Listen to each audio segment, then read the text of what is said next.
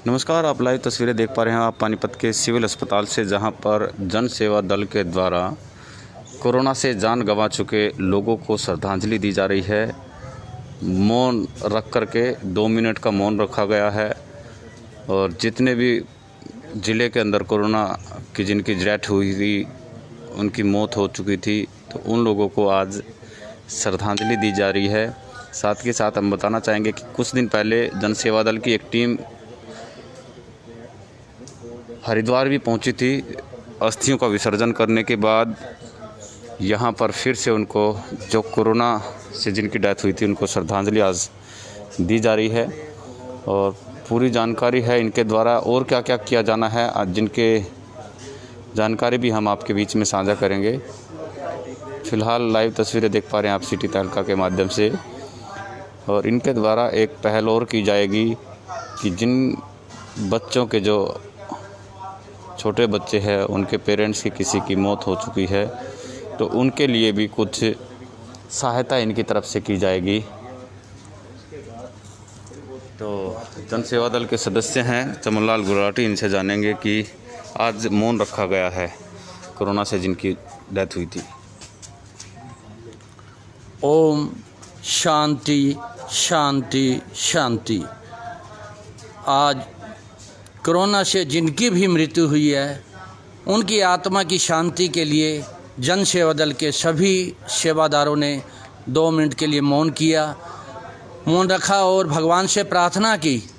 जिन घरों के बच्चे, माँ बाप कोरोना से चले गए हैं, भगवान से प्रार्थना की कि उन घरों में शांति दे और इस कोरोना महाकाल को अब भगवान से प्रार्थना की जल्दी से जल्दी समाप्त हो जाए। आज जन सेवा दल के सभी सदस्यों ने मिलकर एक और सभी अपने शहरवासियों से, समाज सेवियों से, प्रशासन से एक प्रार्थना की जा रही है। इस कोरोना के समय बहुत घरों में मृत्यु हुई है, मगर कुछ घर ऐसे भी हैं जिनके घर में कमाने वाला कोई नहीं रहा। कई यंग बच्चे चले गए हैं, 35 साल, 40 साल, 45 साल, उनके 2-2 बेटियां हैं, किसी की 3-3 बेटियां हैं और उनके पास कमाने का कोई साधन नहीं है। तो हम लोग जन सेवा दल पूरी भगवान से यही, सभी से यही प्रार्थना भी कर रही है कि एक नई पहल है। जिन घरों में कोई कमाने वाला नहीं है और कोरोना से जिनकी मृत्यु हुई है, वो एप्लीकेशन लिखकर, पूरा एड्रेस लिखकर जन सेवा दल के ऑफिस में दे सकते हैं ताकि उनकी सर्वे की जा सके। और उसके बाद जन सेवा दल सामाजिक संस्थाओं से प्रार्थना करेगा कि जिनके पास कमाने का कोई साधन नहीं है, उनकी सहायता की जाए। और प्रशासन से भी प्रार्थना कर रहा है। प्रशासन से हमारे सीएम ने यही कहा था कि जो बच्चे अनाथ हो गए हैं, उनकी पेंशन बच्चों की दी जाएगी, मगर जिनके पास कमाने का साधन नहीं है, अगर उनकी मदर माँ जीवित है, तो उनके लिए पेंशन के लिए नहीं घोषणा की। मेरी सीएम से, अपने मुख्यमंत्री जी से भी यही प्रार्थना है, वो इसको सिर्फ आधार के ऊपर देखकर अगर किसी का कमाने वाला नहीं है तो उन बच्चों की भी पेंशन बांधी जाए। और मैं अपने सामाजिक संस्थाओं से भी प्रार्थना करूंगा। आप यही कहना चाह रहे हैं कि सरकार की तरफ से ऐसा किया गया था कि जो अनाथ हो चुके हैं, मतलब दोनों माता पिता दोनों जा चुके हैं, उनको ये मदद मिलेगी।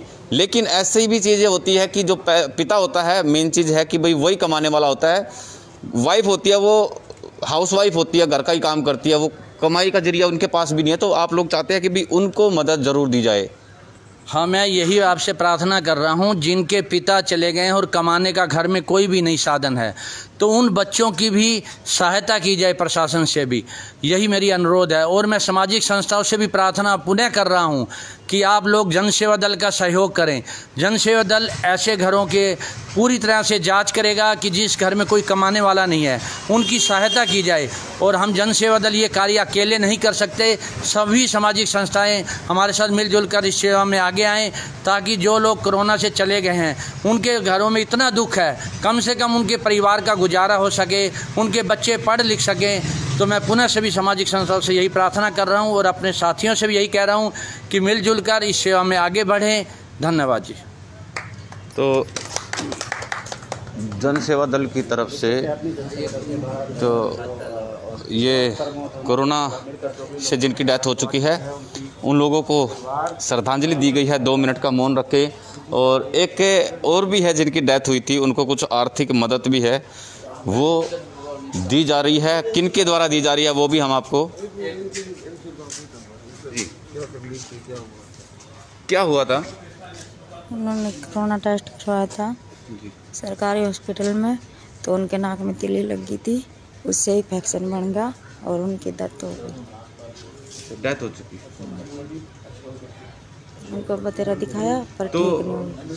आप लोगों ने जैसा बताया जा रहा है कि पैसे उठाए थे ब्याज पे, तो उसके बाद में कुछ मदद आपको मिली कहीं से, प्रशासन से या किसी और संस्था से? हाँ जी, एक यहीं जनरल सेवा में एक सरदार जी ने 5000 रुपये दान किया था। हाँ जी, अब एक यही बात जी जी। आज जन सेवा दल पहली पहल ये कर रहा है। हमारी बेटी ये आई है जिनके पति की मृत्यु हो गई थी इस कोरोना के समय, और इनका कहना है कि दवाइयों के लिए मैंने 20,000 रुपये किसी से उधार लिए थे और उसको चुकाने थे। परसों भी से हमने 5,000 रुपये जन सेवा दल की ओर से दिए गए हैं। आज भी ये पहली पहल है। 11,000 रुपये हमारे तरुण नागपाल जी, अशोक बटला जी, अनुज गोयल जी, इनकी तरफ से 11,000 रुपये इस बिटिया को दिए जा रहे हैं, ताकि जो दवाई के समय के लिए इन्होंने उधार लिए थे उसका वापसी चुकाना है। और उसके बाद जो भी मदद हो सकेगी जन सेवा दल इसकी करेगा। ऐसी काफ़ी हमारी बेटियां हैं, हमारी बहनें और हैं, वो अपनी एप्लीकेशन अगर यहाँ पर दें उसकी भी हम तफ्सीस करेंगे। जितना होगा, जैसे इन सामाजिक भाइयों को हमने बुलाकर इसकी सहायता करवा रहे हैं, इसी प्रकार अगर और भी कोई हमें लगेगा कि वो मजबूर है तो किसी न किसी सामाजिक संस्थाओं से प्रार्थना करके उनका भी सेवा का कार्य किया जाएगा। यहाँ पर हमारे साथ एक मिनट सिर्फ भाई साहब, एक मिनट ये बता देंगे। ये आप बोलो। एक इसी 17 साल की लड़की है, एक इसकी लड़की। हाँ, अभी एक महिला है जिनके पति की कोरोना से डेथ हो चुकी है। उन्होंने जैसा कि इलाज के लिए कुछ पैसे उठाए थे, जो उसको चुकाने के लिए संस्थाएं हैं वो आगे आ रही हैं। कुछ लोग हैं, सामाजिक लोग हैं पानीपत के, वो भी आगे आ रहे हैं। प्रधान है जन सेवा धर्मों संस्था। परमात्मा को प्यारा हो गया और मैं परमपिता परमात्मा के चरणों में विनती करता हूँ कि अब हमारी सबकी गलतियों के लिए हमें क्षमा करते हुए इस कोरोना महामारी को हमारे देश से नहीं पूरे विश्व से अब दूर कर दे। दूसरी बात, आज हमारे को जन सेवा दल की तरफ से कल एक मैसेज आया। हमने यहाँ पे आना था, हमारा कुछ सामान हम यहाँ पे देने के लिए हमने आना था, तो पता लगा ऐसे ऐसे एक गरीब परिवार है जिसके 3 बिटियाँ है। एक बिटिया 17 साल की है, एक 13 साल की है और एक 6 साल की है, एक मासूम है, 3 महीने का बच्चा है। ऐसे ऐसे उनके घर में अब कमाई का कोई साधन नहीं रह गया और वो लोग बहुत तकलीफ़ में हैं। तो अगर हो सके तो कुछ आप लोग मदद करें। तो हम अपनी जो हमारी NGO है सेवा परमो धर्मा, उसकी तरफ से हम आज इनको 11,000 रुपये की मदद कर रहे हैं। और साथ में मैं आप सबके माध्यम से, आप मीडिया के माध्यम से जितनी सामाजिक संस्थाएँ हैं उन सबसे अपील करता हूँ कि ऐसे लोगों की मदद में आगे आए। हमने कल अपनी NGO की मीटिंग बुलाई जिसमें हमने ये डिसाइड किया, पिछले लॉकडाउन में भी हमने खूब जितनी सेवा हो सकती थी करी, इस बार भी जितनी सेवा हो सकती थी वो हमने करी है। हम कभी सामने आने में विश्वास नहीं करते। इस साल हमने ये डिसाइड किया है हमारी टीम ने बैठकर कि हम इस साल कोई प्रभु के चरणों के भंडारे या ऐसी कोई व्यवस्था नहीं करेंगे। हम इस साल जितना हमारा खर्चा हम पहले इन चीज़ों में व्यय करते थे, वो इस साल हम कोविड से बर्बाद हुए परिवारों की सेवा में, महामारी से निपटने के लिए या मूलभूत जो सुविधाएं हैं उस पर आप ज़्यादा ध्यान देंगे। बिल्कुल जी, बिल्कुल। हमने सेवा का विषय सोच के हमने ये अपना NGO बनाया था। और सेवा सिर्फ लंगर चला के, मेरी ये सोच है, नहीं हो सकती है। जहाँ सेवा पहुँचनी चाहिए, हमारी ये सोच है कि इस बार हम वहीं सेवा डायरेक्ट पहुँचाएँगे या माध्यम ऐसे हमारे भाई रहेंगे उनके थ्रू हम ये सेवा पहुँचाएँगे। दूसरी चीज़, और मुझे पता लगा कि अभी इनकी बिटिया भी अब जैसे बड़ी हो गई है, तो आगे जो उनका शादी का जो खर्चा होगा, शादी में भी हम लोग ऐसे परिवारों की कोई ना कोई मदद ज़रूर करेंगे।